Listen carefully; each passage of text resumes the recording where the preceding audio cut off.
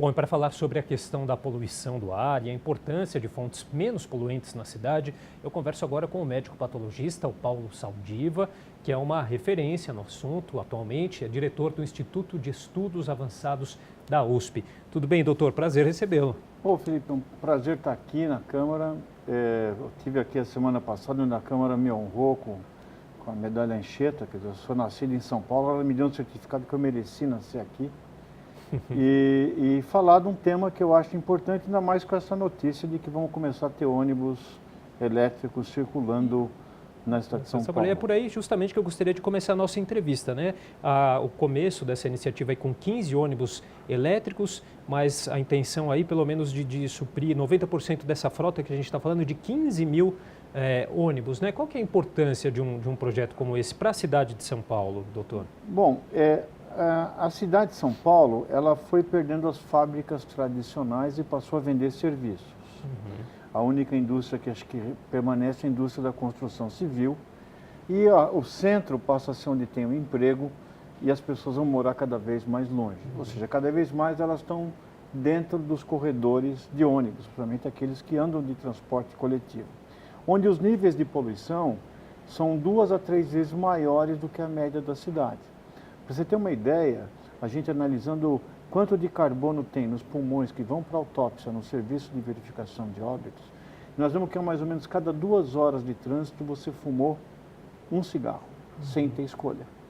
Ora, quem produz 5% da frota de São Paulo é diesel, e ela produz metade dessas fuligens. Portanto, enquanto o mundo todo está saindo do diesel, São Paulo está começando a fazer isso. E o único conselho que eu daria é que todo mundo, o custo da mudança, ele não deve cair. A gente tem que calcular qual é o custo de manter. A gente sabe quanto custa mudar. E mais ou menos aonde foi feito, por que a China está fazendo esse esforço enorme em produzir ônibus elétricos? Porque ela viu que cada unidade de investimento para reduzir a emissão de veículos diesel nas cidades, ela ganha 3 em 5 anos dos custos hospitalares e em termos de ganho de capacidade produtiva para o indivíduo ou ficar doente ou morrer antes do tempo. Então eu acho que esse é o caminho e São Paulo está começando aí e eu cumprimento a ideia de você colocar uma frota de ônibus. Nós já tivemos uma época, quase 500 trólebus, que foram descontinuados porque você tem uma coisa, né?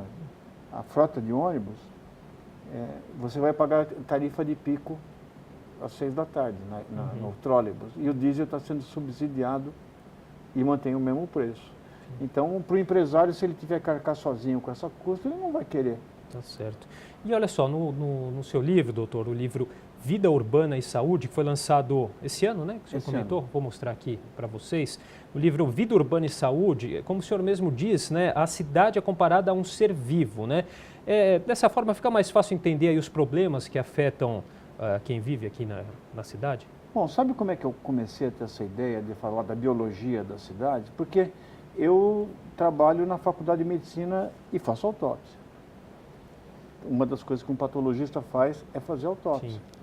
E a gente vê a impressão digital das cidades nos corpos das pessoas que morrem. É um observatório trágico. Então você vê o carbono no pulmão, aquelas pessoas que não têm tempo para adoecer. Hoje você vai ficar doente, você vai esperar a tua folga para você ir num pronto-socorro, porque você está matando um leão por dia. As pessoas que então engordam, porque agora os nossos carros têm 4 pneus, né? 4 pneus, não, 5, tem o step e o 6º na cintura, porque você fica o tempo todo sentado sem fazer exercício nenhum, né? Então tem obesidade e tal. Aí eu comecei a comparar São Paulo com uma senhora de 464 anos, que ficou gorda, cresceu demais, mais do que a estrutura permite. Ela tem trombos metálicos que obstruem as artérias, tem um pouquinho de bronquite pelo ar ruim, diarreia aquosa para os rios, insuficiência renal porque a gente não filtra água, diabetes porque a gente usa energia de uma forma perdulária e olha, talvez um pouquinho de Alzheimer dos neurônios dirigentes, porque eles esquecem rapidamente o que foi feito de bom na administração passada ou mesmo o que prometeram durante a eleição. Então eu acho que isso falta projetos de continuidade. Então, eu acho que está tão desconfortável você perder horas sem fazer nada. Um jovem que mora na periferia, se ele perder 4, 5 horas para ir e voltar, que hora que ele vai estudar? Que horas que ele vai se desenvolver, ser um cidadão melhor? Como é que ele vai investir no seu futuro? E eu acho que...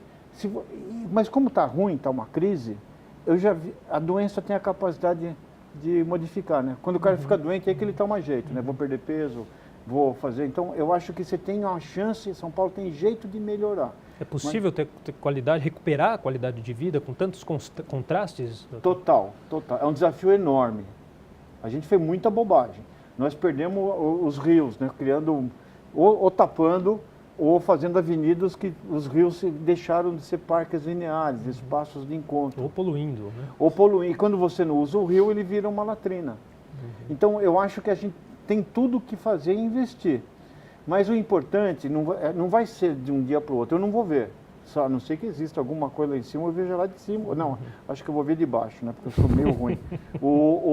Mas acho que meus filhos vão ver. Mas tem que ser essa a direção.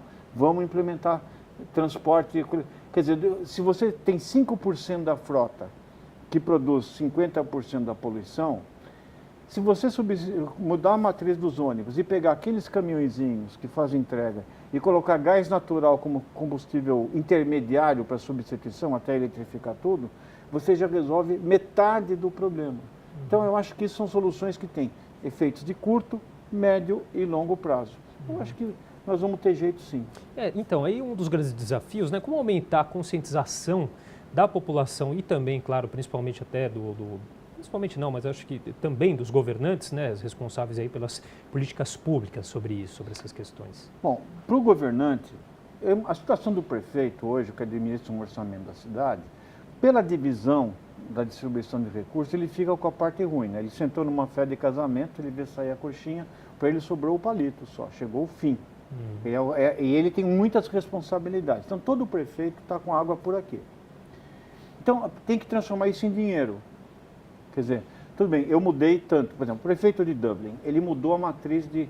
Não se vendia mais carvão em Dublin. Bom, no ano seguinte que ele mudou a matriz energética, ele ganhou 3 vezes em economia para o sistema de saúde. Então, há uma chance de você colocar isso em dinheiro. E para o cidadão, essa questão da sustentabilidade, eu não quero falar muito, mas o que você fala para a pessoa? Você deixar teu carro em casa, ficar no escuro à noite, tomar banho de canequinha, não comer carne todo dia. Daqui a 80 anos caem os gases de efeito estufa e o primeiro ser vivo beneficiado é o urso polar. As pessoas não fazem isso. Quem já faz já está convertido. Se deixar teu carro em casa, andar de ônibus, você vai andar 5, 6 mil passos por dia sem perceber. Entre ir para o ponto, caminhar. Aquela ligação da linha amarela com a verde é uma academia subterrânea, com corrida, salto, artes marciais, tudo. Então você chega, você vai gastar 350 calorias por dia, você vai perder 300 a 400 gramas de peso por mês. Você vai reduzir teu risco de doença cardíaca. Agora, nessa vida, você comeu menos carne vermelha, você vai reduzir teu risco de câncer de tubo digestivo. Então, se você trouxer os co-benefícios imediatos das políticas climáticas globais que acontecem nessa cidade, você vai talvez tenha mudança, porque a pessoa vai fazer aquilo não pelo bem do planeta, pelo bem dele próprio e das pessoas que ele ama. E mesmo sabendo de tudo isso, é difícil, né? As pessoas tomarem ter essa conscientização, né? É isso que o livro procura fazer, o que nós estamos fazendo aqui, que é até mais eficiente. Nós estamos conversando e mostrando que se você olhar a cidade é um ponto de encontro. O que a gente conhece por civilização foi feita, você tinha templos enormes sem saber cálculo, só pelo exercício do espírito humano. A gente é apaixonado, São Paulo é feia, eu adoro São Paulo, mas ela é feia, mas tem personalidade. Você conhece todo o zoológico do Criador andando por essas ruas. Então eu acho que no momento que você deixa de poder usar a cidade, quando a cidade passa a ser um obstáculo e não um ponto de encontro, quando você vai visitar teus amigos baseado no Waze e não naquilo que teu coração está dizendo, né? Quando você tem que fechar uma rua para poder, uma avenida para você poder usufruir da beleza dessa avenida ou de um parque, a gente está perdendo um pouco da qualidade de vida. E tem todos os remédios disponíveis para fazer. E eles são não só mais saudáveis, mas também eles economizam dinheiro para a municipalidade.